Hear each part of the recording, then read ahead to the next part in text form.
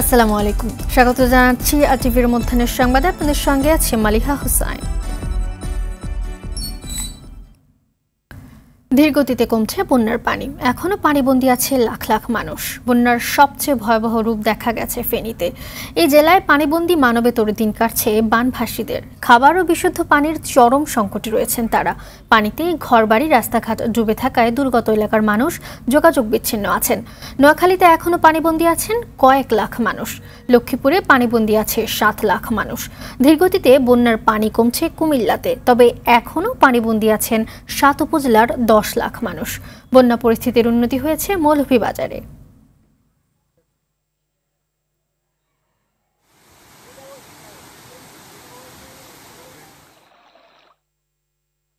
বন্যা পরিস্থিতি জানাতে ফেনী থেকে সরাসরি যোগ দিচ্ছেন সহকর্মী আজাদ মালদার। আজাদ, জেলা শহর থেকে এখনো কি বিভিন্ন উপজেলার যোগাযোগ বিচ্ছিন্ন আছে কিনা, আর দুর্গতরা ত্রাণ সহায়তা পাচ্ছে কিনা জানাবেন আমাদের। বলেছিলেন যে ফেনীর দুর্গম এই যে বন্যা কবলিত এলাকার এই যে মানুষের যে দুর্গতি, মানুষের যে দুর্ভোগ, এখনো এটা যদি পরশুরাম ফুলগাছির কথা বলতে চাই যে ওইদিকে পানি কমেছে, তবে দুর্ভোগ বেড়েছে। আপনাকে জানিয়ে রাখি যে আমি এখন দাঁড়িয়ে আছি ফেনী এই জেলার মধ্যে দাগনমিয়া একটা উপজেলা, যেটা বন্যা কবলিত। এটা একটা এখন ভয়াবহ অবস্থা বিরাজ করছে এখানকার অবস্থা। এখানে যোগাযোগ, আমি এখন দাঁড়িয়ে আছি ফেনী নোয়াখালী আঞ্চলিক একটা মহাসড়কের উপরে। আপনারা দেখছেন এখানে গাড়ি যাতায়াত করছে 1 হাঁটু পানি নিয়ে। এখানে অনেক জায়গায় গাড়ি বিকল হয়ে যাচ্ছে।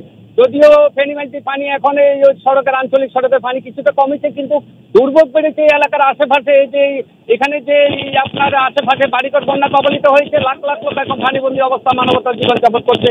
তারা শুকনো খাবার এবং বিশুদ্ধ পানি নিয়ে তীব্র সংকটে আছে। এখানে আপনাকে জানিয়ে রাখে যে ফেনী প্রায় 2 লাখ মানুষ এখানে বসবাস করে। তারা সকালে পানিবন্দী অবস্থা আছে। এখানে প্রায় 70,000 লোককে উদ্ধার করে বিভিন্ন আশ্রয় কেন্দ্রে নেওয়া হয়েছে। তারা এখানে এখন আশ্রয় শিবিরে আছে। বাড়িতে অবরুদ্ধ অবস্থা এবং আপনার পানিতে আটকা পড়েছে। তাদেরকে আপনার খাদ্যদ্রব্য আবার পানি পৌঁছানো সম্ভব হচ্ছে না, যেহেতু এখানে নৌকা নাই এবং স্পিড বোট নাই। এখানে প্রশাসনের পক্ষ থেকে এখানে জরুরি ভিত্তিতে এখানে নৌকা এবং স্পিড বোট দেওয়ার দরকার, যার কারণে এখানে এই যে এদেরকে উদ্ধার করা এবং এদের খাদ্য সামগ্রী পৌঁছে দেওয়া, না হলে এরা মৃত্যুবরণ করার সম্ভাবনা রয়েছে। তো এখানে আপনাদেরকে জানিয়ে রেখে যে আমাদের গতকাল এখানে মুসাফুর ক্লোজারটি যে ভেঙে যাওয়ার কারণে এই যে ফেনী সোনাগাজীর দাগনমিয়ার বাসী দুর্ভোগ আরো যে কোনো মুহূর্তে সাথে আরো ডুবে যাওয়ার সম্ভাবনা রয়েছে। এখানে আপনাদেরকে আরো জানিয়ে রাখি যে ফেনীর প্রায় 20 লাখ লোক দৃশ্যত পানিবন্দী অবস্থা মানবতার জীবন যাপন করছে। যদিও এখন এদের এখন কিছু অঞ্চলে পানি কমেছে, কিন্তু আমাদের এই যে দাগনমিয়া এবং সোনাগাজীর কথা বলতে গেলে বিপর্যয়, চরম বিপর্যয়ের মধ্যে মানুষ আছে। এখানে তারা বিশুদ্ধ পানি পাচ্ছে না, শুকনো খাবারের তীব্র সংকট দেখা দিয়েছে এবং তাদের এই যে আপনার এখানে বিশুদ্ধ পানি সহ চিকিৎসা সেবা বিঘ্নিত হচ্ছে। তারা এখন এই প্রশাসনের হস্তক্ষেপ কামনা করছে। যদি এখানে সেনাবাহিনী এবং বিজিবি এবং র্যাব এবং এদের হস্তক্ষেপ এবং তেমন একটা দেখা যায় নাই। এখানে তারা যদি এই প্রশাসনের, যদি সেনাবাহিনী এবং বিজিবি এবং এই নৌবাহিনী, কোস্টগার্ড সহ যদি তারা এখানে মাঠে ময়দানে কাজ করে নৌকা নিয়ে এবং কোস্টগার্ড দিয়ে যে বন্যা যারা আটকা পড়েছে তাদেরকে যদি খাদ্য সামগ্রী সরবরাহ করে, এবং তারা হয়তো কিছুটা উত্তরণ পাবে এবং রেহাই পাবে। এখানে মানুষ বোধ কষ্টে আছে, মানুষের কষ্টে শেষ নাই, মানুষ দুর্ভোগে আছে। মানুষের এই যে বাড়ি ঘরে পানি উঠে গেছে, মানুষ এখন দৃশ্যত পানিবন্দী অবস্থা মানবতার জীবনযাপন করছে। তারা প্রশাসনের কাছে হস্তক্ষেপ কামনা করছে এবং ত্রাণ সামগ্রীর জন্য আকুল আবেদন জানিয়েছে। এই ছিল আমার কাছে সর্বশেষ ফেনী থেকে আজাদ মাল। ধন্যবাদ। ফারাক্কা বাঁধের গেট খুলে দেয় রাজশাহীর পদ্মার পানি প্রবাহের বিষয়ে জানাতে সরাসরি যোগ দিচ্ছেন আমাদের আরেক সহকর্মী মোস্তাফিজ রকি। মোস্তাফিজ, পদ্মার পানি বাড়ছে কিনা আর এই বিষয়ে সবশেষ কি তথ্য আছে আপনার কাছে, জানাবেন আমাদের। মালিহা, গতকালকে যখন গণমাধ্যম এবং সামাজিক যোগাযোগ মাধ্যম ফেসবুকে যখন ফারাক্কা বাঁধের 109টি গেট খুলে দেওয়ার খবর ছড়িয়ে পড়ে, বিশেষ করে আমরা দেখেছি যে পদ্মাপাড়ের রাজশাহীর যারা মানুষ রয়েছে তারা কিন্তু বেশ আতঙ্কগ্রস্ত হয়ে পড়ে এবং এর ফলে কিন্তু আমরা দেখেছি যে গতকাল অনেকে আসলে নির্ঘুম যে রাত সেটি কিন্তু আসলে কাটিয়েছে। তবে আশার বাণী যেটি হচ্ছে যে এখন পর্যন্ত কিন্তু রাজশাহীর যে পদ্মা নদী রয়েছে সেটি কিন্তু এখন পর্যন্ত আসলে বিপদ সীমা অতিক্রম করেনি। তবে পানি যারা উন্নয়ন বোর্ডের কর্মকর্তারা রয়েছেন, পাশাপাশি উত্তরাঞ্চলীয় পানি পরিমাপ বিভাগে যারা রয়েছেন তাদের সাথে আমরা কথা বলেছি। তারা যেটি আসলে বলছেন যে এখন পর্যন্ত আসলে পদ্মা নদীর যে পানি সেটি কিন্তু এখনো বাড়েনি এবং রাজশাহী মহানগর যে বড়কটি পয়েন্টটি রয়েছে পদ্মা নদীর পানির বিপদসীমা এখন যেটি আসলে ধরা হয় 18.5 মিটার, যেখানে গতকাল সোমবার সন্ধ্যায় আমরা কিন্তু দেখেছিলাম যে পানির যে উচ্চতা সেখানে কিন্তু আমরা দেখেছিলাম যে 16.30 মিটার। কিন্তু সকাল 6টার দিকেও কিন্তু আমরা আসলে পানি উন্নয়ন বোর্ডের সাথে কথা বলেছি। তারা বলেছে যে এখন পর্যন্ত 16.30 মিটার সেটি কিন্তু এখন পর্যন্ত এই অবস্থায় রয়েছে এবং এছাড়াও রাজশাহী শহর থেকে 20 কিলোমিটার দূরে যে চারঘাট উপজেলা রয়েছে সেইখানে সারদার যে পদ্মার পানি রয়েছে বিপদসীমা এখন কিন্তু 16.92 মিটার রয়েছে এবং সেখানে পানির উচ্চতা পাওয়া গেছে 15.6 মিটার। এখন রাজশাহী যে বড়কুটি সেটি হচ্ছে যে 1.75 মিটার নিচ দিয়ে কিন্তু যে পানি সেটি কিন্তু আসলে প্রবাহিত হচ্ছে এবং আপনি দেখতে পাচ্ছেন যে এখন কিন্তু আসলে বৃষ্টি হচ্ছে, নদীও বেশ উত্তাল অবস্থায় রয়েছে। আসলে বলা যাচ্ছে না যে বন্যার যে পরিস্থিতি আসলে কোন দিকে যাচ্ছে, কারণ এই সময়টিতে যেটি আসলে পানি বাড়ার কিন্তু আমরা আশঙ্কা করছি। যদিও যারা উত্তরাঞ্চলীয় পানি পরিমাপক বিভাগ রয়েছেন তারা কিন্তু বলছেন যে আগামী 2-3 দিনের মধ্যে তারা কোনো ধরনের যে পানি বাড়ার যে সম্ভাবনা সেটি কিন্তু দেখছেন এবং পানি উন্নয়ন বোর্ড ঠিক একই কথাই কিন্তু আসলে বলেছেন। কিন্তু আকাশে কিন্তু আমরা কিন্তু ঘন মেঘ দেখতে পাচ্ছি এবং বৃষ্টি যেহেতু হচ্ছে এবং পদ্মা কিন্তু এরই মধ্যে উত্তাল, সেই ক্ষেত্রে কিন্তু যে শহর রক্ষা বাঁধ রয়েছে সেই শহর রক্ষা বাঁধ এখন পর্যন্ত আসলে তেমনভাবে ক্ষতিগ্রস্ত হয়নি এবং এরই মধ্যে কিন্তু আমরা দেখেছি যে বিশেষ করে সাধারণ মানুষ তারা কিন্তু সবসময় যে খবরটি সেটি আসলে বা সতর্ক থাকার সেটি আসলে চেষ্টা তারা করছেন এবং যারা কর্তৃপক্ষ রয়েছেন তারাও কিন্তু আসলে সব ধরনের যে ব্যবস্থা সেটি তারা নিয়েছেন এবং সাধারণ মানুষকে তারা বলছেন আসলে কোনো ধরনের যেন তারা যেন আসলে কোনো গুজবে যেন কান না দেয়। পাশাপাশি তারা বলছেন যে কোনো ধরনের যে সতর্কতা সেটি তারা আসলে অবলম্বন করে থাকে এবং আমরা দেখেছি যে পদ্মায় পানি যে বাড়ার কথা শোনার পরপরই কিন্তু আমরা দেখেছি উৎসুক জনতা বিশেষ করে তারা কিন্তু আসলে এই পদ্মা পাড়ে আসছেন এবং তারা কিন্তু আসলে দেখার চেষ্টা করছে যে পদ্মা নদীর পানি আসলে কতটা বেড়েছে কিনা। তবে এখন পর্যন্ত আসলে পদ্মার পানি বিপদসীমার অনেকটা নিচ দিয়ে প্রভাবিত হচ্ছে। মালিহা, ধন্যবাদ আপনাকে।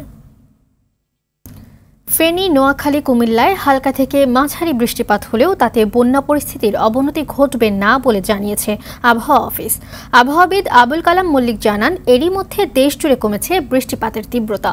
বঙ্গোপসাগরের সুস্পষ্ট লঘুচাপটি ভারতের বিহার অঞ্চলে অবস্থান করায় দেশের সমুদ্র বন্দরের 3 নম্বর সতর্কতা সংকেত নামিয়ে ফেলার কথাও জানান তিনি। এছাড়া 29 আগস্ট থেকে ঢাকা, খুলনা, বরিশালে বৃষ্টিপাতের পরিমাণ কিছুটা বাড়তে পারে বলে জানান আবহাওয়াবিদ।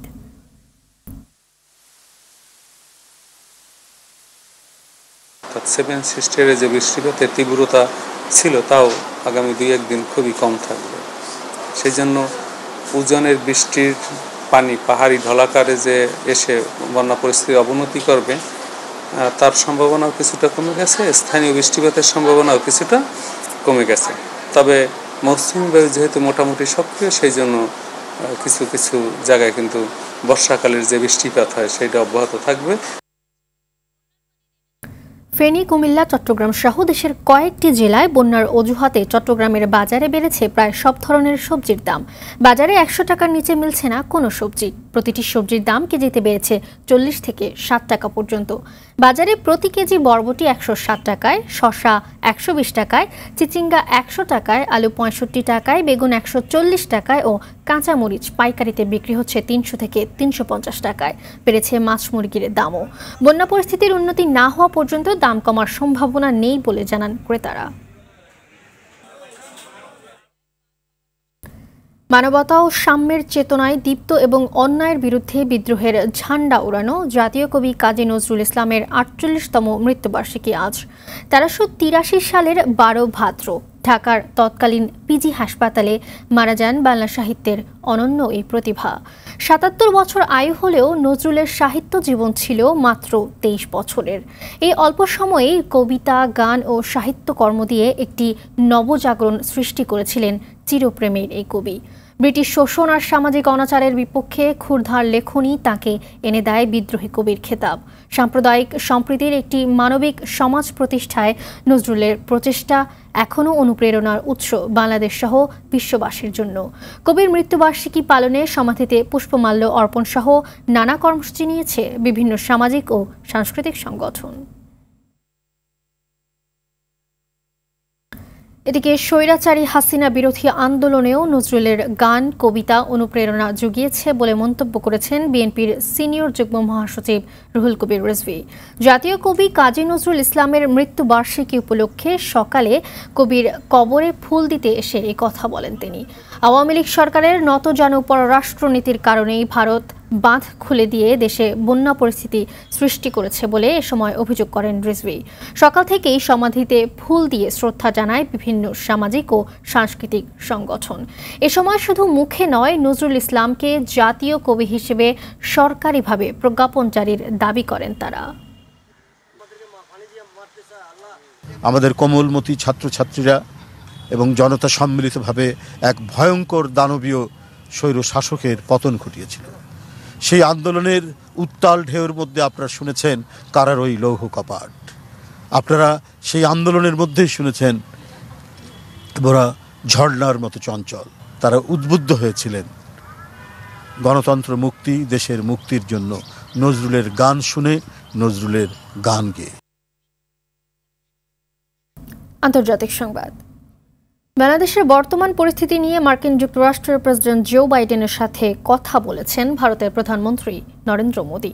সোমবার রাতে নিজের এক্স হ্যান্ডেলে বাইডেনের সঙ্গে ফোন আলাপের বিষয়টি নিশ্চিত করেছেন মোদি। এ সময় বাংলাদেশের দ্রুত স্বাভাবিক অবস্থা ফিরে আসার প্রয়োজনীয়তার উপর গুরুত্ব আরোপ করেছেন দুই নেতা। পাশাপাশি বাংলাদেশের সংখ্যালঘু, বিশেষ করে হিন্দুদের নিরাপত্তা নিশ্চিত করার বিষয়ে আলোচনা হয়েছে বলে উল্লেখ করেছেন তিনি। এছাড়া ইউক্রেন পরিস্থিতি সহ আঞ্চলিক ও বৈশ্বিক নানা বিষয়ে বিশদে মতবিনিময় করেছেন তারা। মার্কিন প্রেসিডেন্ট নির্বাচনে ডেমোক্র্যাট কামালা হ্যারিসের প্রার্থিতা ইতোমধ্যে যে আলোড়ন তৈরি করেছে তাতে অনেকটাই ম্লান হয়ে পড়েছে প্রতিপক্ষ রিপাবলিকান প্রার্থী ডোনাল্ড ট্রাম্প। গণমাধ্যমের নজর ধরে রাখতেও রীতিমতো হিমশিম খাচ্ছেন সাবেক প্রেসিডেন্ট। কামালা হ্যারিস নির্বাচনী তহবিল সংগ্রহের ক্ষেত্রেও বড় ধরনের সাফল্য পেয়েছেন। কোনো প্রেসিডেন্ট নির্বাচনের প্রচারণায় স্বল্প সময়ের মধ্যে এত বিপুল পরিমাণ অর্থ এর আগে কেউ তুলতে পারেননি। এক মাসের কিছু বেশি সময়ের মধ্যে $45 কোটি চাঁদা তুলেছেন কামালা। নতুন এক জনমত জরিপ বলছে ডোনাল্ড ট্রাম্পের চেয়ে 7 পয়েন্টে এগিয়ে আছেন কামালা হ্যারিস। তবে বিশ্লেষকদের একাংশের মত, জনমত জরিপে কামালা এগিয়ে থাকলেও ভোটে দুজনের হাড্ডাহাড্ডি লড়াইয়ের ইঙ্গিত মিলছে। নাইজেরিয়ায় ভারী বর্ষণে সৃষ্ট বন্যায় অন্তত 49 জন নিহত হয়েছে। দেশটির উত্তর পূর্বাঞ্চলের এই বন্যায় গৃহহীন হয়ে পড়েছেন 41,000-এর বেশি মানুষ। সোমবার নাইজেরিয়ায় জাতীয় জরুরি ব্যবস্থাপনা কর্তৃপক্ষ এই তথ্য জানিয়েছে। এই বন্যা পরিস্থিতিতে ব্যাপক ক্ষতির মুখে পড়েছে দেশটির কৃষি খাত। চলমান বন্যায় দেশটিতে প্রায় 693 হেক্টর কৃষি জমির ফসলের ক্ষয়ক্ষতি হয়েছে। নাইজেরিয়ার সরকার চলতি বছরের বন্যার পূর্বাভাসে বলেছে দেশটির 36টি রাজ্যের মধ্যে অন্তত 31টি বন্যার উচ্চ ঝুঁকিতে রয়েছে।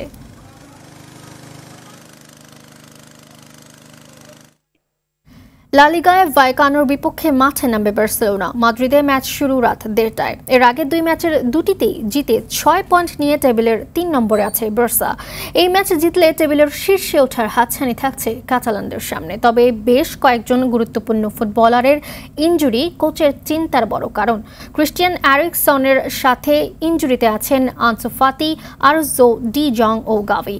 এই কয়েকজনকে ছাড়াই আজ একাদশ সাজাতে হবে কোচ হ্যান্স ফ্লিককে।